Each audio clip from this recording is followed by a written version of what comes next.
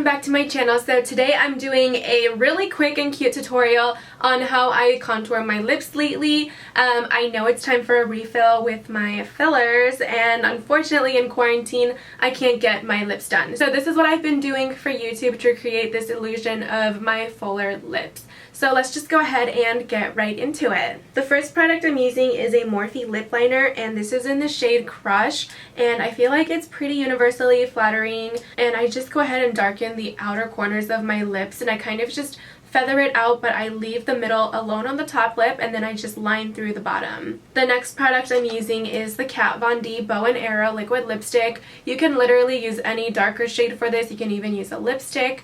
Anything pretty much works, but I just go over that area that I lined with the liquid lipstick. And the last step is to take another lipstick. I like to use a liquid lipstick as well to blend this. Mannequin from Jeffree Star is a good one, and so is Pure Hollywood from Anastasia Beverly Hills.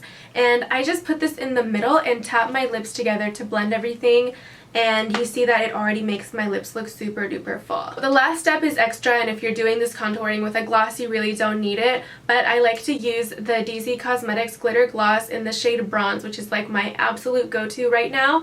And I just go ahead and apply this right over my cupid's bow on the top part of my top lip, and then in the middle of my bottom lip. And as you can see, it just makes your lips look so much bigger. It just highlights what needs to be highlighted, and it just gives this full and rounded look. So I hope you guys found this tutorial helpful. If you guys have any more tips on how to make your lips look fuller, go ahead and comment down below with your suggestions.